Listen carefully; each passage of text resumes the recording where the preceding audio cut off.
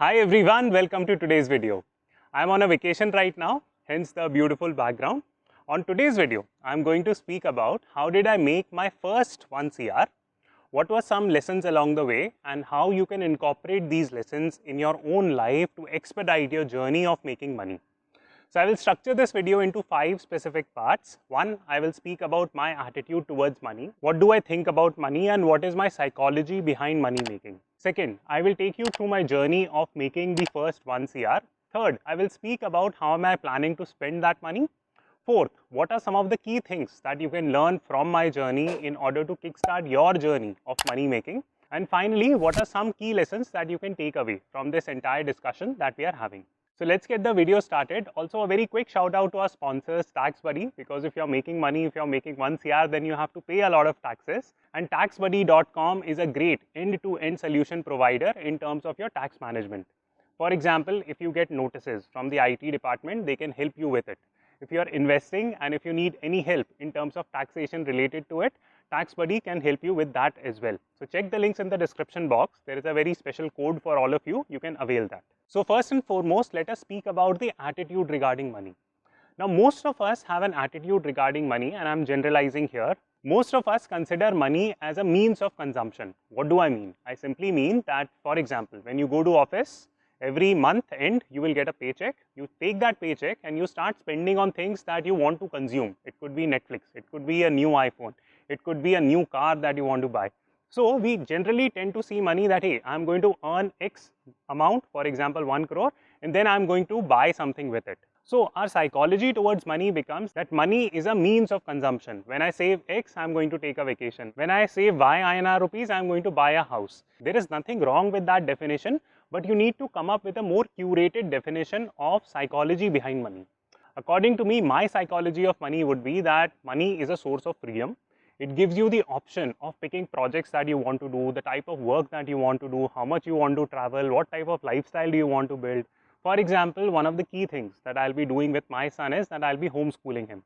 Now, in order to homeschool, one of the key things that I need is time at my hand. So, the more money I can make in the first half of my career or life, I can use that to create more free time going forward in my life. So, my psychology behind money is that it gives me a lot of free time. That is how I am seeing money. Now, I'm not saying that you should have the exact same attitude towards money that I have, but you need to have a more curated definition of money that you want to keep in mind. Now, let me speak 2 final points regarding the first section via an example first. So, you might have seen that I often criticize the use of credit cards. Now, why is that? It's not as if that you can't save money by using credit cards. Many of us can, but it just gets you in a bad psychology related to money. For example, we started believing some of the incorrect things. We would say that, you know what, I have multiple credit cards because it helps me build my CIBIL score. That is incorrect. Most of this CIBIL study is actually done by organizations. I will not name them, but these are money lending organizations. Whenever you Google any article on CIBIL score, it has been written by that same organization. So these reports are not trustable. That's A. B. I don't have a credit card, but have a very good CIBIL score. Now, CIBIL score is decided by whom? The CIBIL score is decided by money lending organizations or banks, for example, and they take a look at your credit history. If you are good at maintaining credit, if you have large savings account, bunch of different things. So taking credit card is not the only way to maintain or manage your CIBIL score. That is an incorrect assumption regarding CIBIL scores. Now, the moment I say something negative about credit cards, I get a lot of heat. But the point I want to drive home is fairly simple, that if you are a young professional or if you are a college student, you should not get into the habit of taking bad debt. For example, bad debt would be that you are buying an iPhone on EMI. That is just literally pointless if you are not using that iPhone to make money. A good debt, on the other hand, would be something like that you are taking an educational loan. For example, if you are going abroad to complete your MBA, or if you are going to IIM Ahmedabad and if you have to take a loan, that loan is sensible, that loan is good. Why? Because that debt or loan allows you to expand upon your earning potential. So we talk a lot about that, you know what, Robert Kiyosaki said that you should be taking debt and you should be using that debt to save money. But when Robert Kiyosaki or rich players in the US, they take debt, they literally create businesses out of it. Let me give you another example. For example, Jared Kushner, he runs a real estate company based in the US. Now what he does is that he takes multi-million dollars of debt, he creates a business out of it, he builds a brand around it, and he takes tax break and then he further sells upon that brand. The point is that rich people, when they take debt, they are creating assets. Assets are things that are putting money into your pocket. But when normal people like us, we take debt, be it credit card debt, be it EMI, be it cashbacks or whatever, the problem is that we are creating bad debt. We are buying stuff that is consumeristic oriented, and that does not help us in improving our earning potential, and that does not help us in creating any assets, so to say. Now, one interesting question that I keep on getting is that, Akshat, you are being very stingy. So what is the point of earning so much money, right? Okay, so let me very briefly comment on that you need to understand the difference between being stingy, being mindful with your spending, and splurging, right? I want you to be mindful spenders. Stingy means that you're not spending your money at all. No, that's not what I'm doing. I'm still on vacation spending money. That's not a problem. But I'm a mindful spender. My goal in life is to be very mindful in how am I spending my money. It's not about being stingy. On the flip side, I have seen people who would have a very basic income, but they would go and buy an iPhone on EMI. That is splurging, and that is something that you should absolutely avoid. Alright, so with that context set, let me speak about how did I make my first 1 CR. So point number one is that I've been working for the time since I was almost 20 years old. So I used to teach for the GMAT and I was making some money on the sidelines. So I've been working for almost 1.5 decades now. So I started my first business, so to say, when I was in college itself. I used to take private classes for the GMAT, and every month I used to make approximately 50,000 to 80,000, a range between that, and that was decent money for me. I used to invest that money. I used to put it in mutual funds initially, and unfortunately that money did not grow much for me, but it's not as if that I lost that money. So mutual fund is a very well regulated industry. I did not lose money, but I did not make too much money from that investment side of things either. The first point number one is that I started very early in life in terms of making money. Second key point, that I picked up really strong corporate jobs going ahead in my career. So those corporate jobs used to pay me well. So that was my second income stream, so to say. And third and finally were investments. So as I said that I used to invest in mutual funds, they did not used to pay me well, but subsequently over time I started switching to direct equity investments. So that is where I started making a lot of money through my investments. Now here is a specific video for you where I've spoken about my 17 income streams that I hold right now. One key point that I want to highlight here is that at every stage in my career, I started doing businesses. So I started creating multiple parallel income streams. That had always been my goal. It's not as if that just one sudden day I ended up having 17 income streams. No, that is not how it worked. Over time, I started adding newer and newer income streams that I could master with time, and all of them compounded helped me make a lot of money subsequently in the future. So coming back to the story as to how did I make my first 1 CR, the answer is very simple. It was a combination of my core job that I was doing. Second, it was a combination of my side income, mostly through my GMAT training. And third, it was a combination of my investments that had grown over time. So by the time I was 26, because I had started working approximately 6 years back, so in 6 years I was able to aggregate all that money, and it turned out to be approximately 1 CR in total savings that I had by the time I was roughly 26, 27. Now one interesting thing that I would like to tell you is that you actually have the ability to double your money every 4.5 years. How does the math add up? So there is a rule called as rule of 72. So rule of 72 simply says that if you take number 72 divided by the yearly return that you can make through your investments, then that gives you the time period. So let's pick an example. For example, if you are putting your money in a fixed deposit, then you take 72 divided by the FD rate, which is roughly 6% right now. So it will take you 12 years to double your money. I realized early that hey, if you put your money in an index fund or a passive fund, your money will roughly grow at 13-14%. That is the normal return that Nifty has given over time, over a compounded period of 20 years. So it will stick with that repayment rate, right? So now if you take 72 and divide it by 15, then it is roughly 4.5 years to double your money. Why am I telling you this? Because the answer is very simple, that if you have earned 1 CR by the time you are 26, then you can keep on doubling that money very easily every 4.5 years, even if your earning potential does not grow, right? For example, if I have 1 CR by the time I am 26 and if I stop working, right, and if I stop working at all and no new money is flowing, I can just pick up my investment and keep on growing it and doubling it every 4.5 years. Yes, if I am able to expand upon my income streams, build multiple income streams, improve my earning potential, then this money will grow exponentially. Now, I'm not going to tell you how much total money I have saved now. You can guess in the comment box. It will be fun for me to read. But I just wanted to put across this mathematical rule so that it drives you to save, invest, learn more about your finance and compounding your income streams at an aggressive pace so that you can achieve financial freedom very, very quickly. Alright, so the sun was overhead, so I had to come to a different location and shoot. So let's start speaking about section number 3, which is how am I going to spend this money. So essentially, I'm bucketing it into 3 different buckets. One is for my family, because I have a son, I have a wife, I have parents. So there is some family responsibilities that I'll have to take care of. So that's the first bucket. Second bucket is society. So I'll not speak a lot. So I do a lot of work with non-profits. I have specific plans around educating kids. So some money will go there. The third bucket is the fun money, which is for me. So these 3 sections, so let me speak very, very briefly about this. Regarding my family, fortunately, my parents do not need a lot of my help financially, touch wood there. But if there are any emergency expenses, I would like to budget some money accordingly. Second, one of my key expenses would go in terms of raising a child, especially because I am homeschooling Zain. What is going to happen is that I'll have to undertake a lot of expenses. Many of you might think that, hey Akshat, you are going to save a ton of money by not sending Zain to school. No, that is incorrect.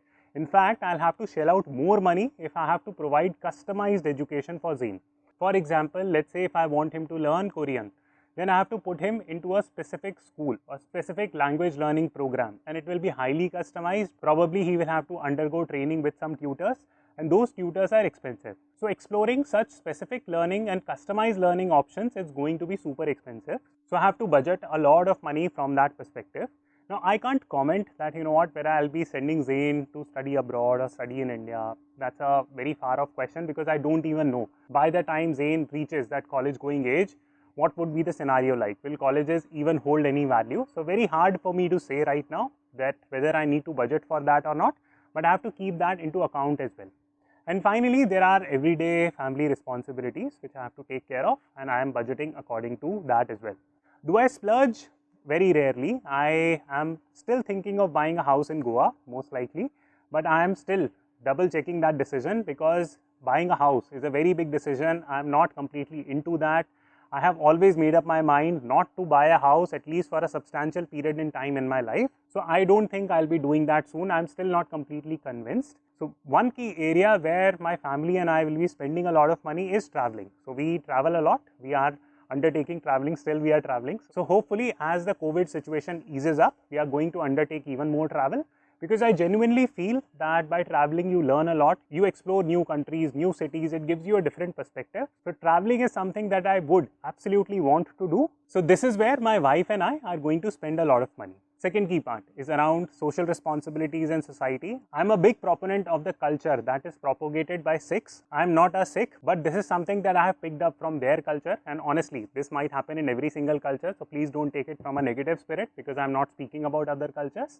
But I'm speaking positively about Sikhism, that in Sikhism, basically what I understand is that there is a certain bit of money that you allocate to do good work for the society. So I feel that all of us should do that. One cause which I am very, very passionate about is the cause of education and promoting education. One of my first jobs was with a non-profit organization. I have started several non-profit organizations in the past as well, and I would continue to do that. I do not talk much about it on the channel because I don't think that that should come out in public light per se. But to cut the long story short, there is a budget that I have in terms of doing good for the society as well. Third and finally is the fun money. So where is my money going? What do I do for fun myself? I genuinely feel that you should have like 5% to 10% of money as fun money, especially once you have built a certain bit of savings. So my fun money would be a combination of traveling. That is something that I like. Food is something that I'm extremely passionate about. That is for me. I spend a lot of money on food from that perspective. I explore different restaurants, I explore different buffets and all that stuff. So food is a guilty pleasure for me, so to say. So I absolutely love food, and most of my money or most of my fun money goes into eating, just to cut the long story short. So you might not be surprised to see me at some good restaurant in India or abroad. Now this brings us to the fourth section. You might say, Akshat, great, awesome. We understand the viewpoint that you are trying to put forth. So what are some of the key tips and strategies that you would like to suggest? So there are 3 specific points that I would like to suggest. Number 1 is that please master one skill. It's very, very important. You need to be really good at whatever you are doing career-wise, because unless you are good, you are not going to make substantial income in that particular stream. For example, it could be that you are an investment banker. Now try to become like the top 5 percentile of investment bankers that is out there. I've spoken about this top 5 percentile rule on this channel multiple times. So please follow that. Please try to work really hard on your skill in the early part of your career. When you're starting out, try to become the best version of investment banker or coder or management consultant or whatever career you are pursuing. Try to be, at least try really hard to be in the top 5 percentile of your career. I do agree with the work-life balance equation. I do completely agree with that. My viewpoint on that entire situation is that in the early part of your career, you must work really hard. Please do not strive for work-life balance in the early part of your career, right? Again, please don't take it from a negative point of view.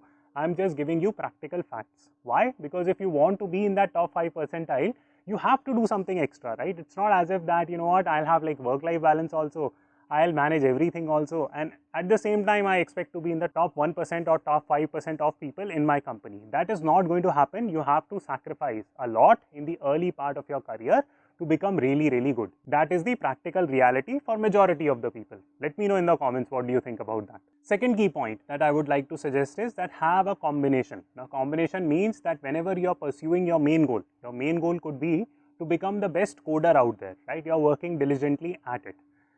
On the sidelines, you must create a combo in the sense that you must start a side gig or a side consulting project or support a startup or do something else which is on the sidelines, because that can become an additional income stream. It teaches you how to build businesses and that keeps your mind churning. This is very important, that you are doing something on the sideline. It could be as simple as writing a book. Writing a book is not simple, but I hope you get the picture that at least you are making an effort to do something. Create something on the sideline and always strive to create that combo. Third key point that I would like to suggest is that please save and invest. Again, this ties into the first point around the psychology of money. Whatever psychology of money you have, please don't look at money as a means of consumption. Just because you have money, you don't have to go and spend it. It doesn't make any sense. So please save and invest, because there is benefit of compounding, no doubt about that. The more money you have, the more money you are able to save and invest, the more power it gives you to say no to bad projects, to create more work-life balance for you, to have a more stable mental well-being from that perspective. And in the state of emergency, for example, if you lose a job, for example, a lot of people lost their jobs due to COVID. Now, if at that stage you would have saved and invested a lot by that stage in your time, probably you would have a longer leash in terms of looking for a new job. So please learn about saving and investing, especially investing. Watch my YouTube channel, make notes, because investing is something that each of us would need to do. Even if you are earning 5,000 rupees a month, or even if you are earning 50 lakh rupees a month, you will still need to invest it somewhere. So therefore, it makes a lot of sense to learn how to invest sensibly. This brings us to the final parting thoughts and the final lessons from this video. First and foremost, please work hard. There is no substitute to working hard. If people are telling you that, you know what, without learning, just go and invest in this particular asset class, you will become a multi-millionaire. No, it's not going to happen. Becoming a millionaire is really tough job. If people are telling you shortcuts, people are talking about really weird things that sound weird, please don't go and execute that. For example, there is this new concept of leveraged finance. I watched some YouTuber talking about leveraged finance, that take some loan and start this business and make it really grow. It's a double-edged sword, right? People who are extremely good at it are able to do it, and these are subsequent stages of business building. For example, if you don't even know the basics of business building, you go and take a loan and invest that money in some business and you lose it, what are you going to do?